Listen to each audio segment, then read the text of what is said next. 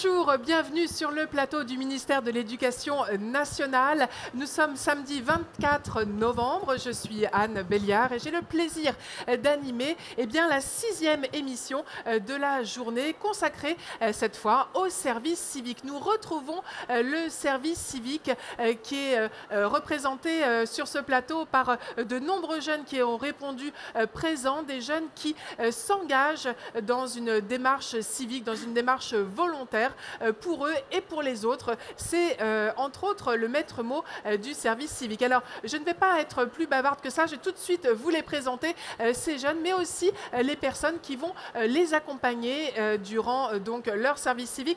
À ma gauche, je vous présente Ludovic Abivin, qui est directeur général de l'Agence du service civique. Rebonjour Ludovic. Bonjour. On passe pas mal de temps ensemble ces derniers jours. Alors, vous avez à votre gauche Mathieu Roumégous. Exactement. Voilà. Vous êtes directeur de l'agence Erasmus+, jeunesse et sport, au sein justement de l'agence du service civique, et vous êtes en charge également du corps européen de solidarité. On va expliquer tout ça. Il y a beaucoup de choses qui sont possibles, en tout cas grâce à vous, et notamment à l'extérieur de l'Hexagone. On va en parler. À vos côtés, nous accueillons Mathieu Schenk. Alors, Mathieu Schenk, vous êtes ancien volontaire, vous êtes également community manager au sein de l'Institut de l'engagement, fondé par Martin Hirsch. Exact. Bonjour, Bonjour, bienvenue. merci.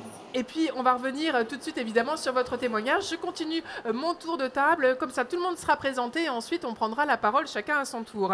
Lavan Nat Kunnam, que j'ai rencontré déjà hier pour un premier témoignage. Vous êtes ancien volontaire et vous êtes également lauréat de l'Institut de l'engagement. Bonjour, Bonjour. Bienvenue. Merci. À ma droite, Chrysostome, qui est Chrysostome Devinck. Vous êtes également ancien volontaire européen en Grèce. Vous avez également participé à des échanges de jeunes Erasmus+. Vous allez nous raconter votre parcours et puis tout ce que ce programme Erasmus+ vous a permis. On continue les présentations avec les jeunes qui sont derrière. Alors nous avons Fanny Loche qui est actuellement volontaire au service civique à la Ligue de l'enseignement. C'est bien ça, Fanny ? Oui, c'est bien ça. Bon, super. Et puis nous avons également Justine Cholet, également ancienne volontaire au sein donc, du service volontaire européen. Hein, c'est ce dont va nous parler Mathieu tout à l'heure. Vous faites partie de la promotion d'automne 2017. Bonjour. Bonjour, oui, la promotion de l'Institut de l'engagement, c'est ça. Très bien et bienvenue. Et enfin, voilà, last but not least, comme dit l'expression, Jean-Christian Rakoto-Harisson, qui est également un ancien volontaire de service civique. Et tu étais donc au sein de l'association ZUP de Co. C'est bien ça, oui. J'ai tout dit ? Oui, c'est tout. Bonjour et bienvenue.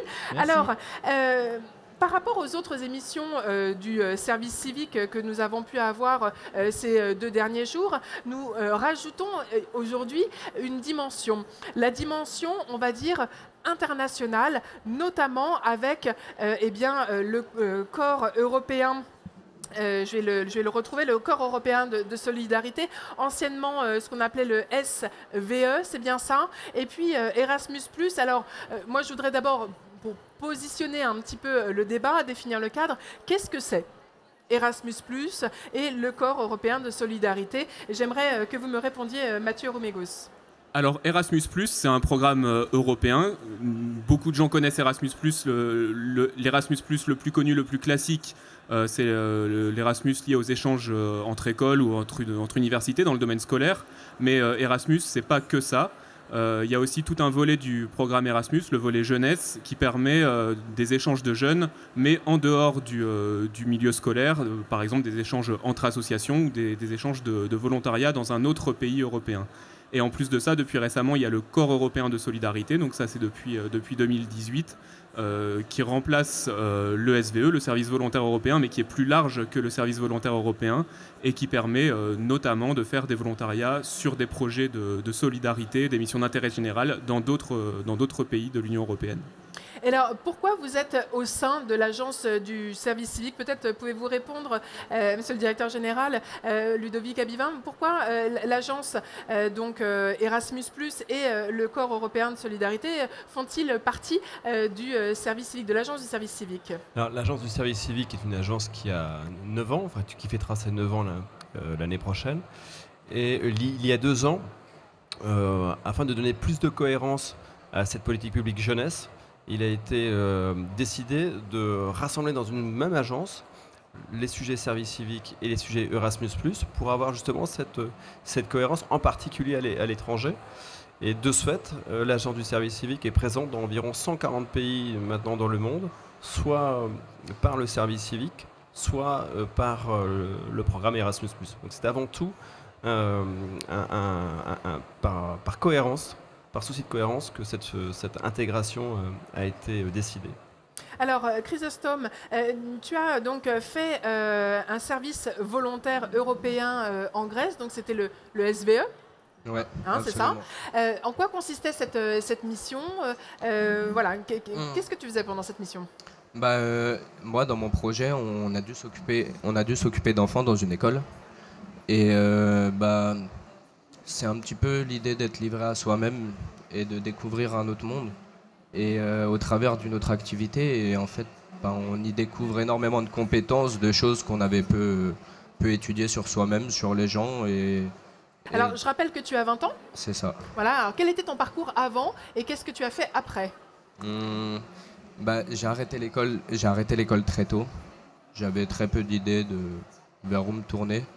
Mais en fin de compte, j'ai découvert Concordia, qui m'a permis de faire ce service volontaire européen après avoir fait un échange de jeunes.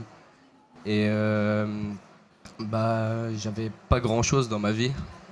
J'étais en grande recherche de moi-même, de mon parcours. Et en fin de compte, on m'a induit vers un chemin qui m'a énormément plu, qui m'a permis de découvrir beaucoup de gens, beaucoup de choses. Et aujourd'hui ? Et aujourd'hui, je suis ambassadeur pour faire des missions et être heureux de découvrir des gens. Mais j'ai repris l'école sinon, mais le lycée autogéré, une super école. Oui. Et voilà, alors d'aujourd'hui juste écolier comme tous les autres, mais qui se sert de son temps pour aller rechercher ailleurs. Alors moi je suis assez émue parce que je suis tout à côté de Chrysostome et je vois ses yeux qui pétillent, c'est-à-dire qu'il y a le récit de l'avant. Et puis tout d'un coup, le regard qui, paf, s'éclaire sur le récit de l'après et ce qu'il est aujourd'hui. On sent qu'il y a une véritable fierté par rapport à ce parcours. C'est la force du service civique, cumulée aussi peut-être avec le fait d'être totalement sorti de son contexte et notamment peut-être à l'étranger, à l'international. Ça rajoute une dimension, Mathieu ? Oui, tout à fait, ça rajoute une dimension puisque ça permet de découvrir une autre culture, éventuellement d'apprendre une autre langue quand on part dans un pays non francophone. Et ce qui est formidable quand on écoute l'expérience de Chrysostome, c'est qu'on se rend compte que Erasmus+, comme le Corps européen de solidarité, c'est pas réservé que aux étudiants comme on pourrait le penser, c'est vraiment ouvert à tous, à des jeunes qui ne savent pas forcément très bien où ils en sont, qui n'ont pas de projet très très précis, comme à des jeunes qui sont aussi étudiants mais qui veulent faire autre chose, une année de césure par exemple, pour découvrir une autre culture et une autre langue et des nouvelles missions. Alors, je vois Justine Cholet qui est juste derrière vous. Alors, c'est pratique parce que comme elle est juste derrière, je l'ai vu faire oui. Alors, oui. Justine, elle a fait donc son service volontaire européen à Dublin. Raconte-nous un petit peu ton parcours, pourquoi, comment. Tu disais oui, année de césure, c'est ça ? C'est ça, exactement. J'ai pris une année de césure entre mon Master 1 et mon Master 2. Je souhaitais vraiment partir à l'étranger, mais j'avais pas envie de le faire dans le cadre d'un Erasmus, comme on l'entend souvent, effectivement, un échange universitaire. Mais je voulais un projet. Je voulais quelque chose au service du bien commun. J'étais très proche des petits frères des pauvres en France. Et je me suis dit, pourquoi pas essayer de voir avec eux si, dans leur réseau international, il n'y a pas des possibilités. Je me suis rapprochée d'eux, j'ai vu qu'effectivement il y avait des missions. Et c'est vrai que le projet m'a vraiment plu. C'était l'idée d'accompagner des personnes âgées isolées et en perte d'autonomie sur un an, avec plein de projets, à la fois de l'animation, également de la visite à domicile, du recensement des besoins, essayer d'aller chercher aussi des partenaires à l'extérieur, parce que l'association en Irlande, elle est beaucoup plus petite que celle qu'il y a en France, donc voilà. Et ça s'inscrivait vraiment dans mon parcours aussi, l'idée de rencontrer des nouvelles personnes. Moi, j'étais dans une école de management public et politique, j'étais toujours avec les mêmes personnes. Et là, le service civique, ça m'a permis de rencontrer des gens que j'aurais jamais rencontrés ailleurs, vraiment. La mixité sociale, c'est pas juste un mot, c'est une réalité dans le service civique. Et vraiment, j'ai rencontré des gens, je pense que je garderai avec moi toute ma vie, et pourtant on fait pas du tout la même chose, et c'est génial. Alors, la mixité, je crois qu'on la voit hein, sur ce plateau. On a des profils très différents. On le voyait aussi sur le plateau précédent consacré au service civique. On n'a pas parlé d'une information qui est importante quand on est jeune, c'est l'aspect financier. Et depuis qu'on parle du service civique, on n'a pas abordé cette question financière parce que ça ne s'est pas présenté forcément dans les questions. En tout cas, ce n'est pas forcément ce qu'on a mis en avant. Néanmoins, je pense que c'est une donnée qui peut intéresser les jeunes. Est-ce qu'il y a une rémunération, comment on appelle ça, une rémunération, des indemnités, comment on appelle ça et combien, pour qui, voilà, est-ce qu'il y a une grille Monsieur le directeur général, vous voulez répondre? On va le faire le devoir avec Mathieu. Alors, s'agissant du service civique, alors, on ne parle pas de rémunération, puisque ce n'est pas un emploi. On parle d'indemnité pour le service civique. Elle s'élève à 580 €. Ça compte pour la retraite, donc ça aussi, c'est important de le savoir. C'est versé tous les mois sur le compte bancaire du jeune pendant toute la durée de sa mission, à l'issue du premier mois de sa mission. Donc 580 €, c'est évidemment une indemnité qui est fixe, quelle que soit la mission, quelle que soit l'association, qu'on le fasse à l'étranger ou en France, cette indemnité est la même. Elle est exactement, c'est la même. Qu'on la fasse pendant 24 heures par semaine ou qu'on la fasse pour 30 heures, quelle que soit la durée, puisque ce n'est pas un emploi. Hein. J'entends bien. Voilà. J'entends bien. Donc voilà, c'est important de le préciser, aussi bien d'ailleurs pour les entreprises qui pourraient être tentées de faire appel à un jeune du service civique. Voilà, il faut quand même bien clarifier pour tout le monde le cadre d'intervention. Alors, Mathieu Schenk, vous êtes donc ancien volontaire, community manager au sein donc de l'Institut de l'engagement fondé par Martin Hirsch. Alors, racontez-nous un petit peu votre parcours et aujourd'hui cet emploi, parce que c'est un emploi que vous avez de community manager. CDI, on va dire tout ce qu'il y a de plus classique. Moi, j'ai fait un service civique entre mon année de licence et mon master dans la communication parce que je devais prendre une année pour étudier et faire de la veille dans le milieu qui m'intéressait, qui était celui de la communication publique et politique. Et j'ai entendu parler du service civique sur les réseaux sociaux. C'était en 2011-2012, donc il y a vraiment longtemps maintenant.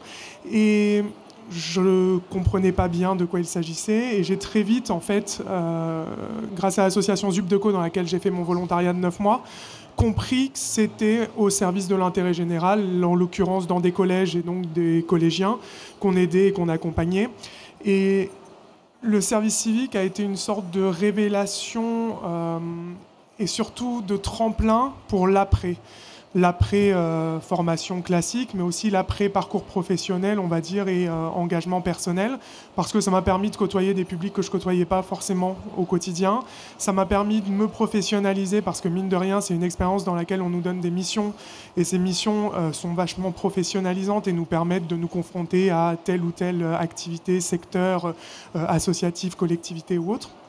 Et donc, en parlant de ce service civique autour de moi et en faisant un petit peu la promotion, j'ai croisé la route de Claire de Mazancourt et de Martin Hirsch, qui venaient de créer l'Institut de l'engagement, donc une association qui accompagne les jeunes après leur volontariat. Et il cherchait un jeune qui puisse parler à d'autres volontaires en service civique de l'existence de cette association. Et donc j'ai commencé en stage de fin d'études en master à l'Institut. Et j'ai embrayé, on va dire, en parcours un petit peu classique, stage de fin d'études, CDD, puis CDI. Et donc ça fait 5 ans que je travaille en tant que community manager. Tout ça, j'ai envie de dire simplement parce que j'ai fait un volontariat et que j'en ai parlé autour de moi en faisant la promotion. Et ça a été vraiment, comme on aime le dire, le mot-clé, celui du tremplin du service civique dans le parcours d'un jeune. Chris, tu souhaites intervenir? Non, pas réellement. J'ai trouvé ça beau parce que c'est réel que ça nous ouvre des portes qui apparaissaient pas forcément devant nous et que pouvoir sortir de toute cette bulle qu'on se crée dans notre zone de confort, qui peut être bonne ou mauvaise, et de découvrir toutes sortes de différentes bulles parce qu'on est tous différents, on peut avoir une sorte de richesse émotionnelle qu'on n'aurait pas eu autrement. Merci pour cette réaction. Fanny Loche, actuellement volontaire en service civique à la Ligue de l'enseignement. Toi aussi, tu as un parcours atypique. Raconte-nous un petit peu comment tu es venue vers le service civique et ce qu'il t'apporte au quotidien. Eh bien, la formation, j'ai fait plusieurs formations différentes. J'ai d'abord fait un bac pro service aux personnes, service aux usagers. Ensuite, j'ai fait un BTS de gestion, assistant de gestion PME-PMI. Par la suite, j'ai fait une licence domotique et autonomie. Et récemment, j'avais tenté le professorat pour le concours de CRPE, professeur des écoles. Mais comme vous savez, le concours est très difficile. Donc, ce qui fait, après tout ça, j'avais besoin de prendre un peu de recul. Je ne savais pas trop où aller. Ce que je savais, ce que j'étais intimement convaincue, c'est que j'aimais bien être auprès du public, qu'il y ait un échange, qu'il y ait du partage de savoir. Et du coup, je cherchais quelque chose qui aille dans ce domaine. Et suite à ça, je suis tombée sur l'annonce comme quoi ils recherchaient une décodeuse en service civique pour lutter contre la fracture numérique. Qu'est-ce que c'est une décodeuse? Donc, c'est un service civique axé autour du numérique. Donc, comme je venais de dire, c'est pour lutter contre la fracture numérique. Dans mon service civique, je fais plusieurs activités. Je peux me retrouver à faire je peux faire des ateliers aux personnes désireuses d'utiliser un ordinateur ou une tablette et qui ne savent pas comment faire. Il peut y avoir aussi des ateliers de robotique tout public, aussi pour les plus jeunes, sur la robotique éducative, comme un petit robot Timio qui change de couleur ou qu'on peut programmer. Il y a aussi de la programmation et actuellement on prépare un escape game axé justement sur l'histoire du numérique. Donc c'est tout cet ensemble qui fait que... Là, on est vraiment sur des compétences très, très riches. Et tu le disais à l'instant, hein, Mathieu, on est vraiment sur quelque chose qui... c'est plus que se mettre à disposition pour de la solidarité. Il y a véritablement des compétences. Il y a des compétences et il y a de la confiance aussi qui est accordée à ces jeunes. En fait, on ne s'en rend pas forcément compte quand on est du côté volontariat en service civique, mais les personnes qui vont nous mettre dans ces missions, les tuteurs qui vont nous accompagner tout au long des missions de volontariat, ils nous font confiance. Et on n'a pas forcément à 17, 18, 19, 20, 21, 22 ans. On ne va pas facilement dire, voilà, ces jeunes, des profils atypiques, est-ce qu'on peut leur faire confiance, est-ce qu'ils ont des compétences? Et au final, on se rend compte que oui. Et justement, on fait la preuve de ces compétences et cette confiance qu'on peut nous accorder sur le terrain. Lavan, toi aussi, tu as été sensible à cette dimension confiance et ces responsabilités qu'on t'a très vite confiées, je crois, dans ton volontariat. Oui, parce qu'ils n'avaient pas le choix, de toute manière. J'étais le premier, en fait. J'ai fait mon service civique, j'étais en décrochage total. Et j'ai été à la CAF de Paris. Et vu que j'étais leur premier en centre social, mon tuteur a appris 2 jours avant que je venais et ils ont dû me faire confiance pour toutes les missions qu'ils m'accordaient. Alors, quelles ont été ces missions? Je devais lutter contre la fracture numérique, donc ce qui est très vague. Et en même temps, ça m'a laissé beaucoup de possibilités, comme mettre en place une permanence informatique dans un des 2 centres sociaux dans le 18e, rue Béliard. Mettre en place des permanences pour le site de la CAF, car c'est aussi une question actuelle, la digitalisation de nos institutions et tout ce que ça engendre comme fracture au niveau des gens qui n'ont pas encore franchi le pas. Et puis j'ai j'avais une mission de 24 heures, mais en fait, j'en faisais beaucoup plus parce que je m'étais aussi investi dans l'aide aux devoirs, je m'étais investi dans l'organisation du carnaval. Enfin, alors, je vois le directeur général qui fronce un peu les sourcils. Pourquoi vous froncez les sourcils? Parce qu'il faut bien encadrer les choses. C'est juste une petite plaisanterie, mais non, il faut effectivement rester toujours dans le cadre du service civique. Et je sais très bien que le jeune qui s'engage, lorsqu'on lui dit 24 heures, c'est pas plus, pas moins, sur un sujet de fracture numérique qui concerne 13 millions de personnes en France, chaque minute supplémentaire, ça aide à réduire la fracture, donc, évidemment. Mais il ne faut pas non plus que ça aille trop loin et que ça reste encadré, en particulier par le tuteur. On n'en a pas beaucoup parlé pendant cet échange, mais le rôle du tuteur est central dans ce genre de au sein de l'association. Au sein de l'organisme d'accueil, parce que ça peut être dans une association, dans un service de l'État, mais le tuteur, le référent, et aussi celui qui borde les choses, qui cadre, lorsque c'est nécessaire, et qui est chargé de faire respecter le cadre légal du service civique. Alors, je me tourne vers vous, Mathieu Romégous. Je rappelle que vous êtes directeur de l'agence Erasmus+, et également donc, du corps européen de solidarité. Vous centralisez aussi les offres, entre guillemets, de missions à l'étranger. Et comment vérifiez-vous, entre guillemets, eh bien, la qualité des offres ou des missions qui peuvent être confiées aux jeunes en Grèce, etc. J'imagine que vous n'allez pas sur place à chaque fois. Comment ça se passe ? Alors, comment ça se passe ? Pour qu'une structure puisse mener un projet dans le cadre de Erasmus+, ou du corps européen de solidarité, elle doit être accréditée ou labellisée. Dans le cadre du corps européen de solidarité, il y a ce qu'on appelle un label de qualité, donc qui est donné par l'agence aux structures pour vérifier qu'elles ont bien la capacité soit d'accueillir, soit d'envoyer des jeunes en volontariat. Donc c'est un label qui est européen, c'est un label où il y a un label différent dans chaque pays ? C'est un label européen, mais à charge de chaque agence nationale de donner ce label aux différentes structures. Donc ça, c'est un label qualité. Et chaque structure doit aussi candidater pour pouvoir mener un projet dans le cadre du CES ou dans le cadre d'Erasmus+. Et chaque année, il y a plusieurs sessions d'appel à propositions au cours desquelles les structures candidatent et présentent leurs projets. Alors, on a vu autour de cette table qu'il y avait des sujets, des missions très différentes en fonction des profils, alors que ce soit l'éducation, que ce soit la solidarité ou encore la fracture numérique.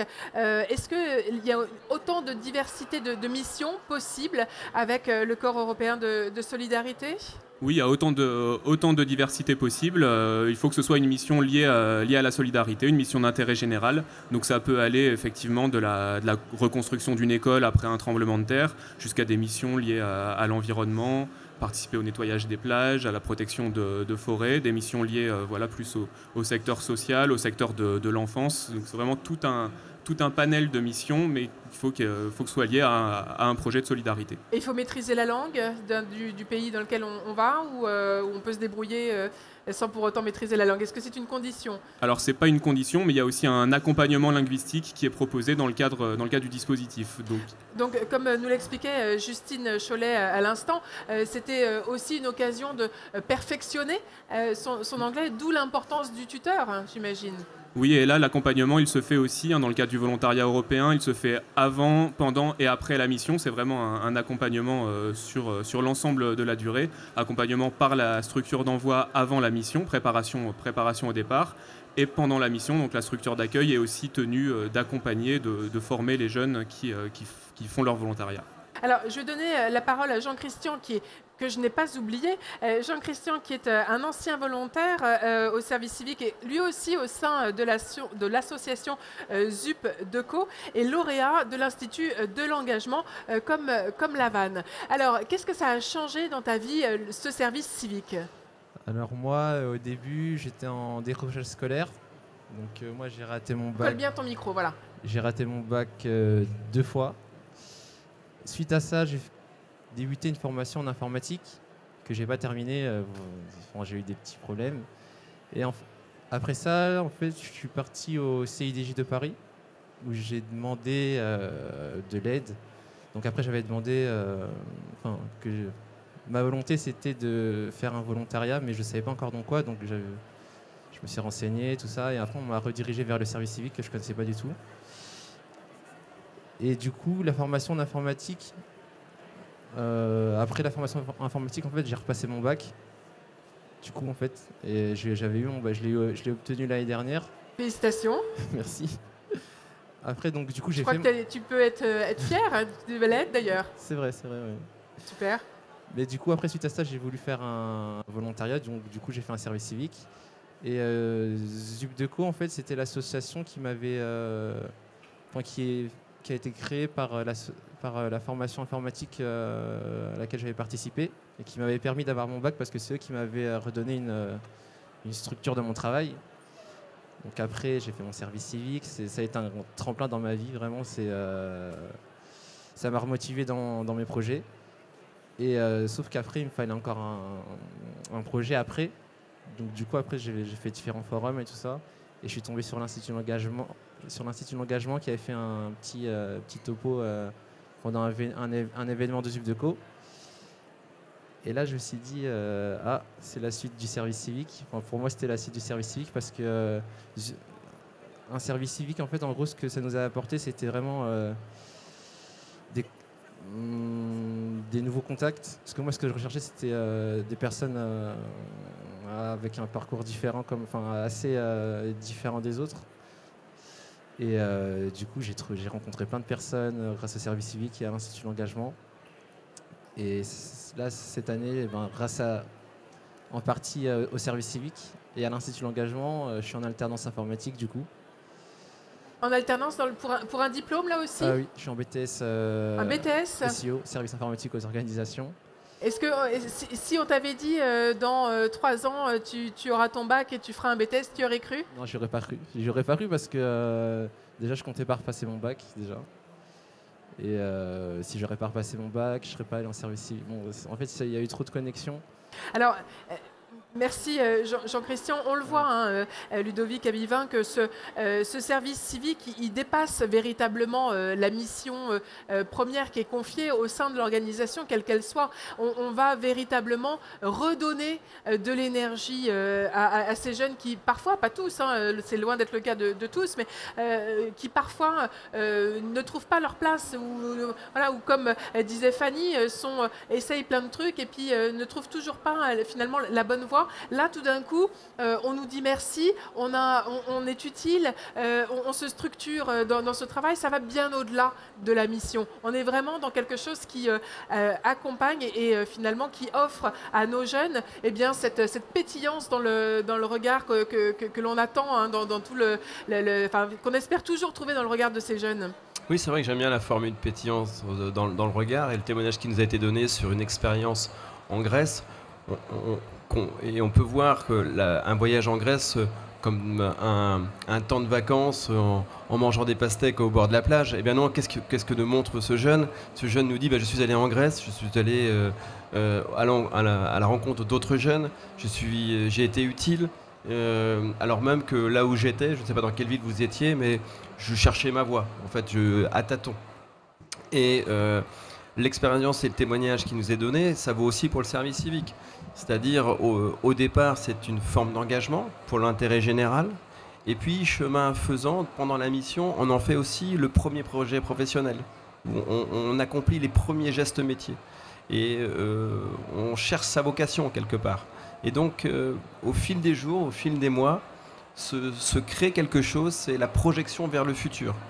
Ça peut être une reprise d'études, ça peut être un projet universitaire, ça peut être un passage en CFA, ça peut être un emploi qui a un rapport avec sa mission. Vous avez parlé tout à l'heure d'éducation, vous avez parlé tout à l'heure de mission éducative ou plutôt sociale.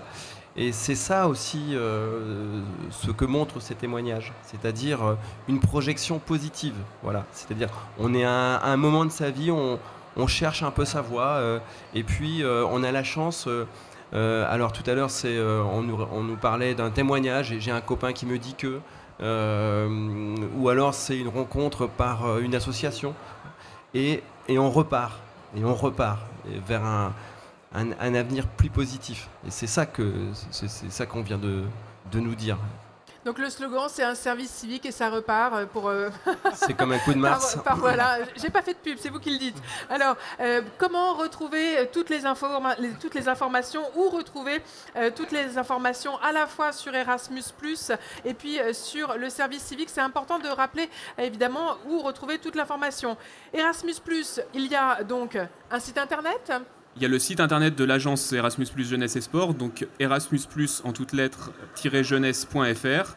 Très et bien. sur le corps européen de solidarité, ce qu'il faut savoir, c'est qu'il y a le portail du corps européen de solidarité sur lequel les jeunes peuvent retrouver un certain nombre d'offres qui sont recensées, mais peuvent aussi s'inscrire sur le site, renseigner un certain nombre d'éléments sur leur profil, qui leur permettra aussi de candidater à certaines offres et qui permettra aussi aux structures, si elles le souhaitent, d'identifier des profils et de contacter les jeunes pour leur proposer des missions. Après, le jeune peut accepter ou décliner évidemment l'offre.